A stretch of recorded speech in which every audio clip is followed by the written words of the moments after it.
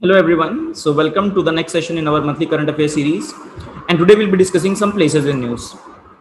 Starting with the international ones, first is the Caspian War Games.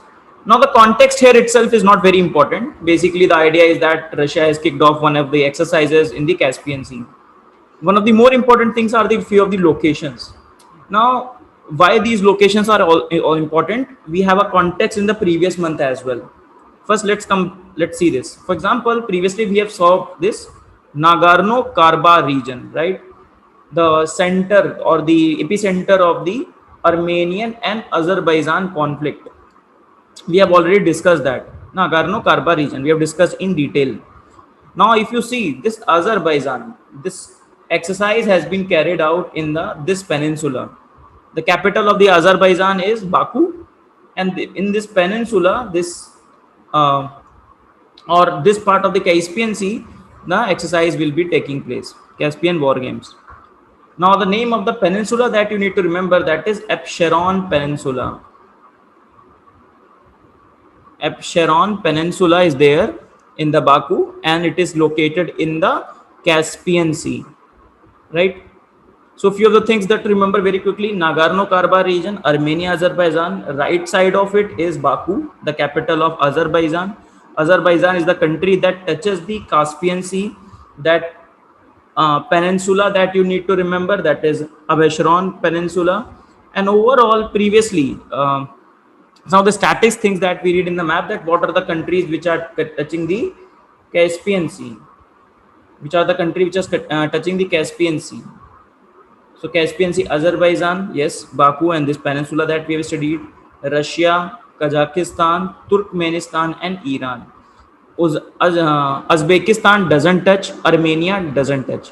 So these are the few things that you need to remember. Only two stans you can say touches it. For example, only Kazakhstan and Turkmenistan, right? So this is Caspian Sea. It has a large oil reserve and several rigs in the region, and that is why a lot of area of the Caspian Sea very rigged, very not demarcated, and very controversial. A lot of area claimed by one country and the other countries as well, because of the presence of the oil reserves. Secondly, it's world's largest inland water body. This one thing that you need to know and remember.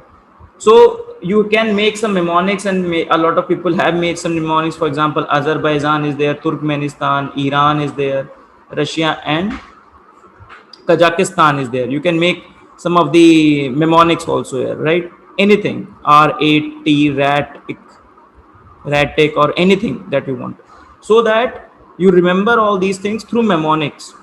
It's not possible to remember or recall everything that is there. Which are the countries which are touching both the countries? That is, you can see Russia is the country which touch the both of them, Black Sea and the Caspian Sea. Very basic map information. Next is Shahtut Dam. Shahtut Dam. Now this dam is India is set to build the Shahtut Dam in Afghanistan, providing drinking water to the residents of the Kabul. Right? They have signed the MOU to build the Shahtut Dam in the Kabul. So what you need to remember? Just need to remember the location of the Shahtut Dam, that it is located in the Afghanistan. Now Afghanistan itself is a very important area when it comes to map as well as in the international affairs, right? For example, it is one of the very important tests of Indian foreign policy also. We have discussed a bit about the India and Afghanistan relation. So for example, you can see Kabul here, and this is where this Shahtut Dam will be located. Very few important cities, for example, Kandahar is a very important city, the hijack. Herat is a very important city. Delaram, Jaranj Road we have studied, right? Connectivity with the Iran. Mazar-e-Sharif is a very important city. So these are the cities which are very important within the Afghanistan.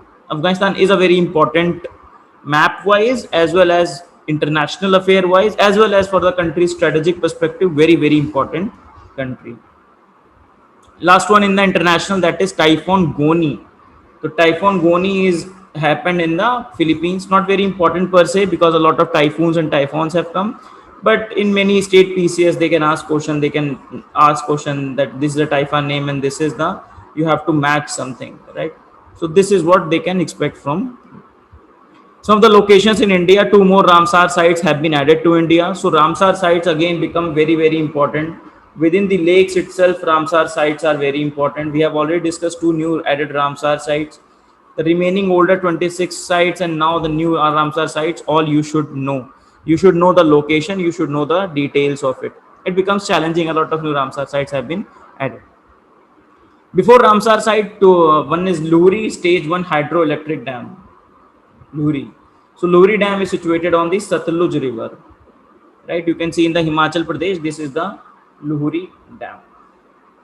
This is where the Luhri Dam will be there, and this is the Satluj River, which takes from the China, origin in the China, in the Tibet, and then in India, and then goes to the Pakistan. So Cabinet Committee on the Economic Affairs approves around 1800 crore investment for the Hydel project. So around 1800 crore on the river Satluj, implemented by Satluj Jal Vidyut Nigam based on build, own, operate, maintain basis. Active support from Government of India and Himachal Pradesh. This is your Satluj. So origin in Tibet and goes finally to the Pakistan. Very important river Satluj. A lot of reservoirs are on the this Satluj river. A lot of big dams are located on this Satluj river. So all your rivers are important from that perspective. Rivers origin, where they are finally, where the mouth is, and secondly, which are the important cities which are located on these rivers, as well as important dams which are located on the river. Coming back to the Ramsar sites. So I have already told you there are two Ramsar sites which are there. First one is the Lonar Lake in the Maharashtra, and second is Sur Sarovar in the Keetam Jheel in Agra. So two Ramsar sites we are going to study. So these two have been added to the Ramsar site list. Right. So today recently declared as the Ramsar site. Total number of Ramsar site is now 41. Now it has been increased to 41. So 26 plus 13 plus 2. Now is 41. Now earlier this year already we have discussed Kabartar wetland in Bihar and Asan Conservation Reserve in Uttarakhand. We have discussed both of them. Bihar and Uttarakhand one were also designated as the Ramsar site. Lonar Lake in Maharashtra was created in the impact. First we will see the Lonar Lake and then we will see the Sur Sarovar. Lonar Lake. Now Lonar Lake is the second Ramsar site in the Maharashtra. First one is Nandur Mahadeshwar.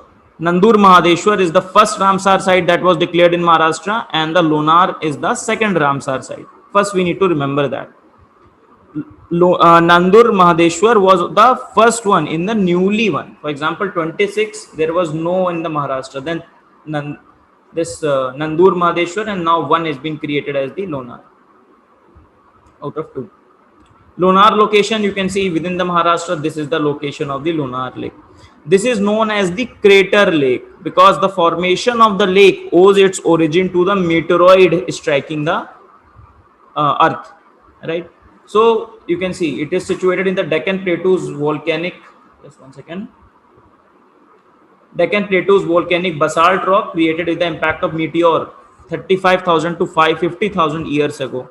It is a part of the Lonar Wildlife Sanctuary, which falls under the unified control of the Melghat Tiger Reserve. Melghat Tiger Reserve. It is also known as the Lonar crater and notified as the National Geoheritage Monument. Geoheritage refers to the geological features which are inherently and culturally significant, offering insights into the Earth evolution or history that can be utilized for education. It is the second Ramsar site, as we have discussed, after the Nandur Mahadeshwar Bird Sanctuary in Nasik, in the Nasik district. Right. Now, very importantly, last year one thing was in the news because this Lonar Lake turned pink. It was very amusing and very, very fascinating for the scientists as well as for the local people because the water turned into pink. Now the question is why it turned into pink. Now because of the many factors, for example, absence of rain, less human interference, high temperature, the pH and the salinity of the lake has increased. When the pH and the salinity has increased, now it has led to the formation of the microbes such as Haloarchaea. Now these Haloarchaea, they thrive in the area where the salt concentration is high. Why the salt concentration is high? Because the low rain, high temperature. So salt concentration is high, that led to the formation of Haloarchaea, that led to the formation of the pink pigments. So pink pigments are being created and founded in the water saturated with the salt.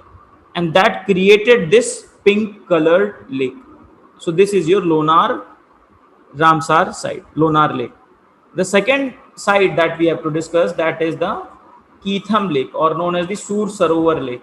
The Sur Sarovar Lake located within the Sur Sarovar Wildlife Sanctuary. You can see. Now this is situated in the Agra Taj Mahal, right? So you can see this lake is a part of the Wildlife Sanctuary. Location we know, alongside Yamuna River. Yamuna River, this is Yamuna River. In Agra, Yamuna River flows. Right, today it's home to more than 165 species of migratory and all these things. Importantly, a bird rescue center for rescued dancing deer has been created. So one rescue center is being created in this. What are the facts we need to remember? First, in Agra. Second, Agra, then obviously Yamuna River. Third, part of the Sur Sarovar Wildlife Sanctuary, and more importantly, its second name is Keetham Lake. Keetham Lake. Next one is Haidarpur wetland. Now this is currently not part of your Ramsar site, but the demand is to create this as a wetland site or as a Ramsar wetland located in the Muzaffarnagar district. We will see the location, right? Fed by Ganga and the Soloni River. Wetland came into existence in 1984 after the construction of Madhya Ganga barrage. Identified under the Namami Gange as the model wetland along the Ganga. So this is a model wetland which is being very, very useful for as a buffer, flood control, water storage, purification, and all these things. But now the demand is to have it as a Ramsar site. Now the question comes, why Ramsar site? It's very logical. Once it is declared as a Ramsar site, it will get international recognition. Once it gets the international recognition, it will get some funding, some tourists will come, and overall ecosystem, some ecotourism and that services can take place. So from that perspective, this wetland becomes important. So you can see Haidargarh wetland in the Muzaffarnagar district, and within the UP, you can see this is in the northern UP. This is the UP map, this is the Uttarakhand map, and this is the Muzaffarnagar district, right? Najibabad, you can see Roorkee here, Roorkee which lies in the Uttarakhand, right? Okay. Last one is the South Lohanak Lake. This is the glacial lake created in the Sikkim.